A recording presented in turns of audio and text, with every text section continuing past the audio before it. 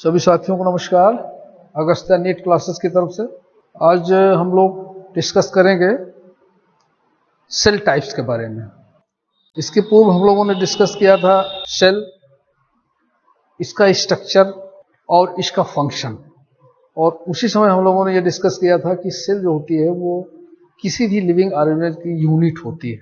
अगर हम इस यूनिवर्स में देखेंगे, एनिमल किंगडम, प्लांट किंगडम में देखेंगे कि जितने भी हमारे लिविंग ऑर्गेनिज्म होते हैं सबका शरीर का स्ट्रक्चर सेल से बना होता है। और हम लोगों ने कल ये भी देखा कि सेल की शेप और साइज भिन्न भिन्न तरह की होती है, छोटी से लेकर के बड़ी तक, माइक्रोप्लाज्म से लेकर के हमारा ऑस्टिच के एग तक, स्मॉलेस्ट से लेकर के बड़े तक। लेकिन इस पूरे एनिमल लिविंग किंगडम में हम देखेंगे कि सेल जो है वो 4 तरह की होती है, मेनली 2 तरह से होती है।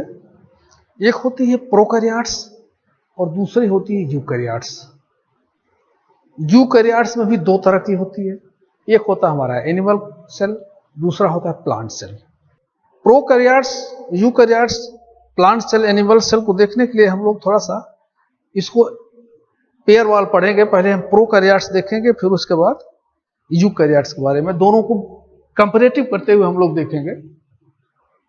देखिए, जो हमारा प्रोकैरियोट सेल होती है ये प्रिमिटिव होती है, डेवलपमेंट की फर्स्ट स्टेज होती है। इसमें हमारे एनिमल किंगडम के जो मोनेरा ग्रुप्स के एनिमल हैं, स्पेशली बैक्टीरिया, वो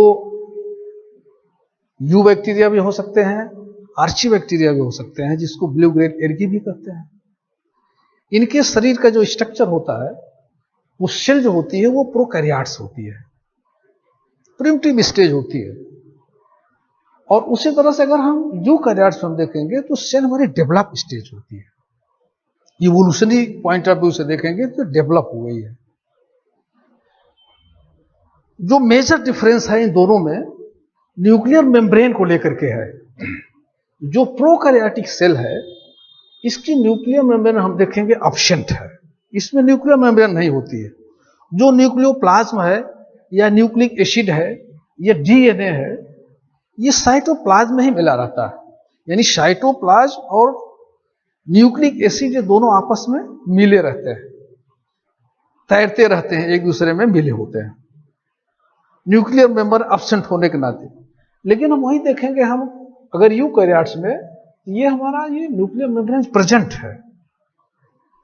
कहने का तात्पर्य यह है कि न्यूक्लियर मेम्ब्रेन प्रेजेंट होने के नाते जो हमारा न्यूक्लियोप्लाज्म है, डीएनए है, न्यूक्लियोलस है, एक मेम्ब्रेन बाउंड स्ट्रक्चर होता है जो बीच में करीब करीब रहता है। यानी साइटोप्लाज्म और न्यूक्लियोप्लाज्म ये दोनों में अंतर होता है, दिखता है, लेकिन ये हमारे प्रोकैरियोट्स में नहीं दिखता, ये आपस में मिक्स्ड होते हैं।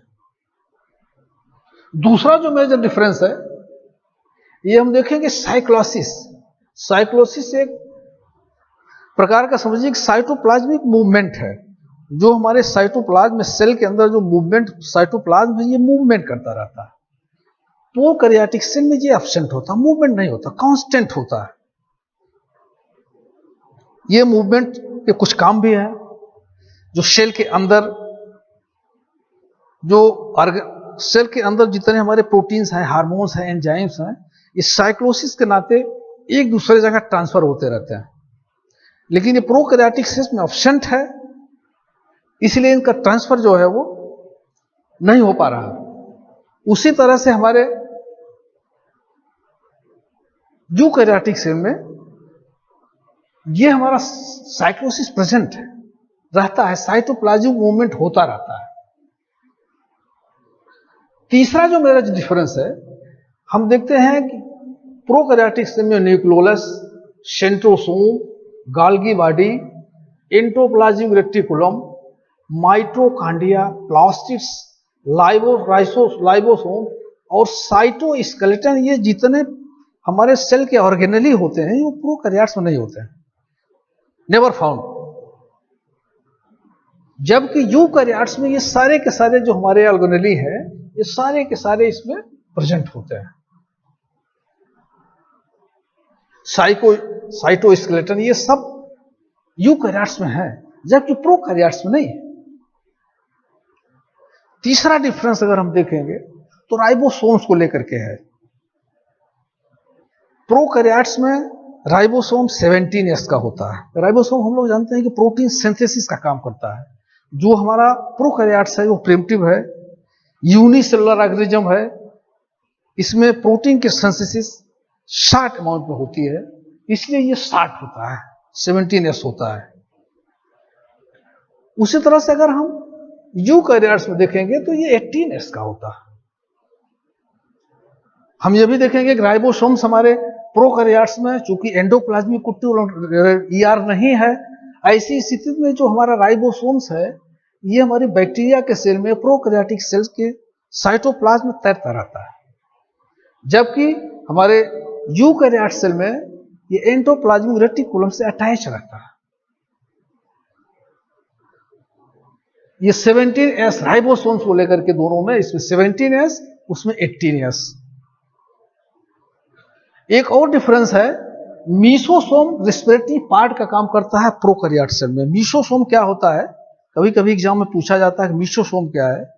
मीसोसोम जो होता है वो हमारी प्रोकैरियोटिक सेल की प्लाज्मा मेम्ब्रेन है, नीचे से फोल्ड होकर के छोटे छोटे पार्टिकल्स में स्ट्रक्चर बनाती है, जिसको मीसोसोम कहते हैं।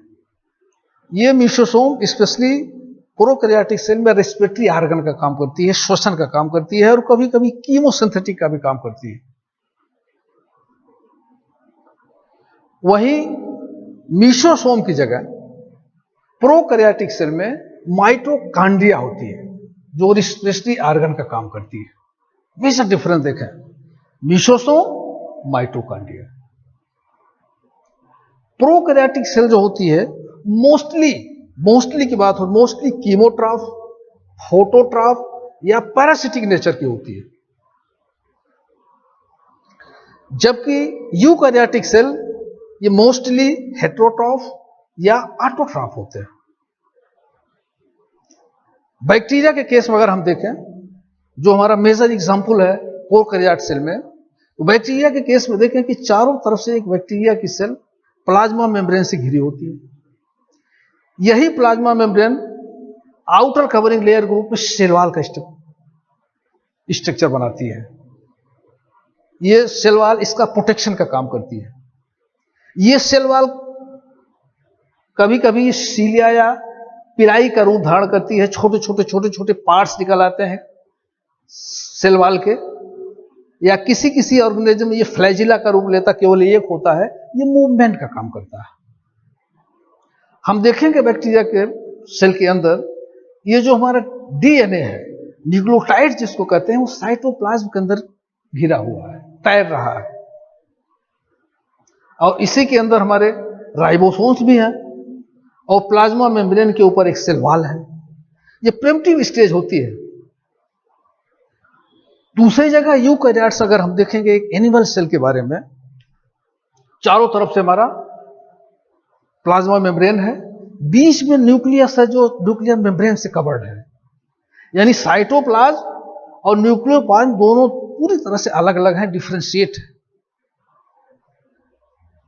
राइबोसोम 80 है, जो एंडोप्लाज्मिक रेटिकुलम की वॉल से अटैच है।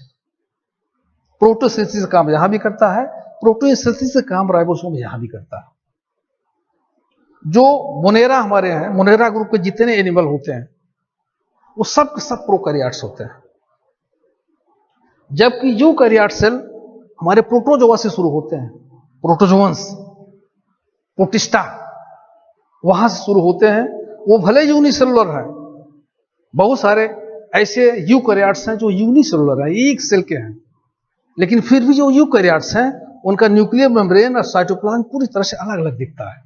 राइबोसोम अगर है तो 17S का है, जितने ऑर्गेनेली हैं वो नहीं पाए जाएंगे, साइटोस्केलेटन नहीं पाया जाएगा, मीसोसोम पाया जाएगा। ये 3-4 तरह के मेजर डिफरेंस होते हैं जो हमारे प्रोकैरियोट और यूकैरियोट सेल के अंदर ये दिखाते हैं कि क्या डिफरेंस है इन दोनों अंदर। वेरी इंपॉर्टेंट, बहुत पूछा जाता है कि दोनों में क्या डिफरेंस है, और अक्सर आपको देखेंगे पढ़ते समय सेल बायोलॉजी में ये दोनों यूकैरियोट्स प्रोकैरियोट्स बार बार शब्द आएगा।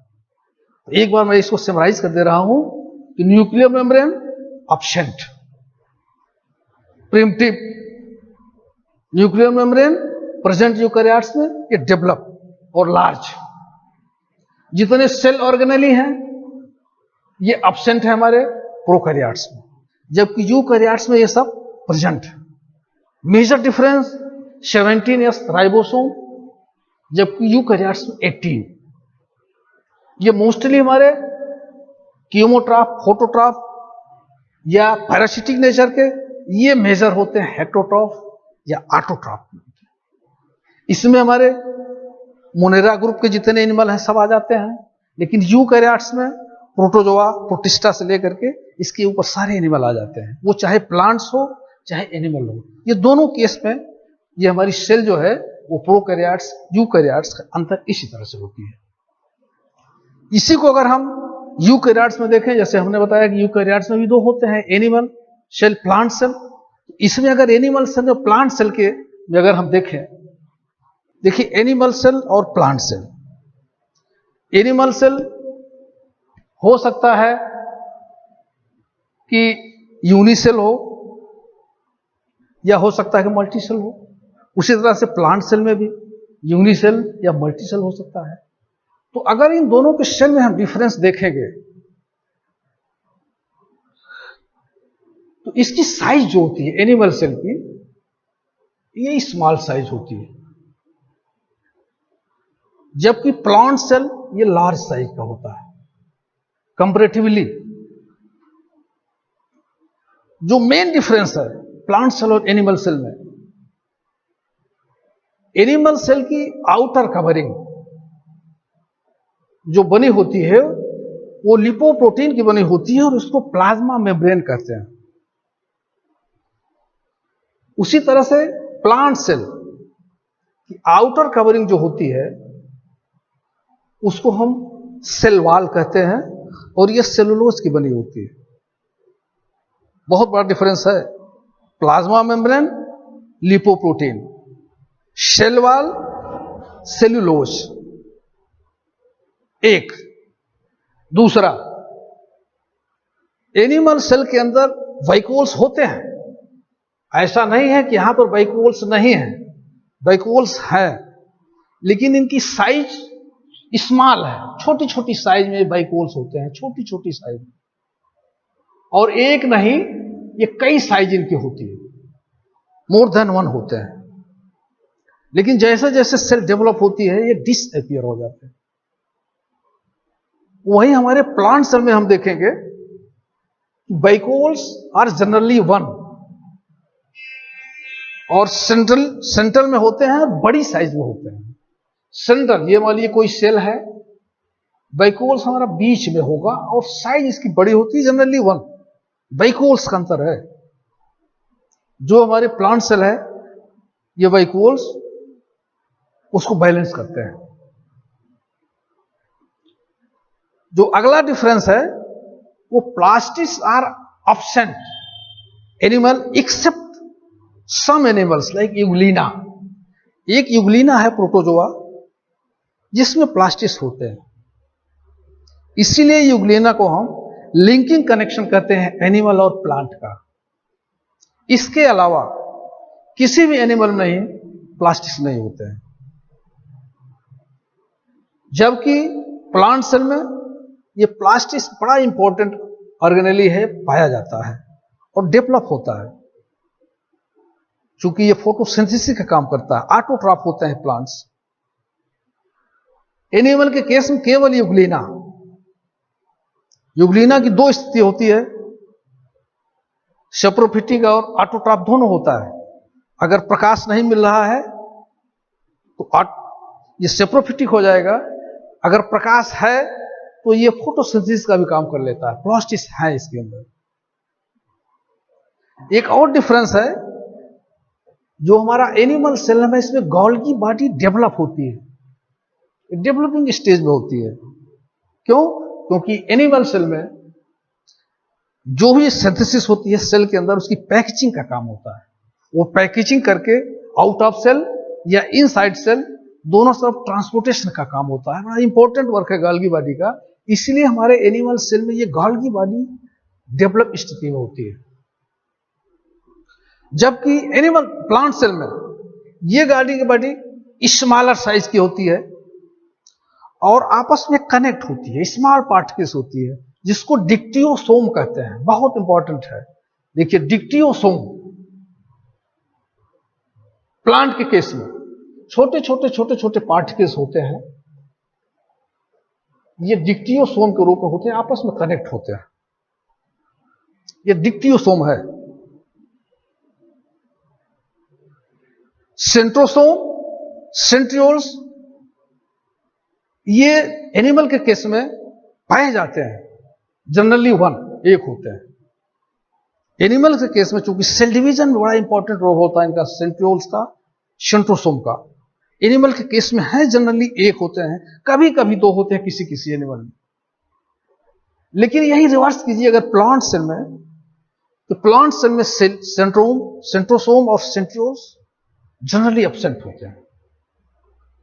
लोअर प्लांट जो होते हैं, जो मोटाइल होते हैं, उसी में होते हैं, बाकी सेंट्रोसोम और सेंट्रियोल जो कि प्लांट में ये नहीं होते हैं। जो हमारा एनिमल होता है, एनिमल सेल जो होती है वो हेटरोट्रॉफ होती है।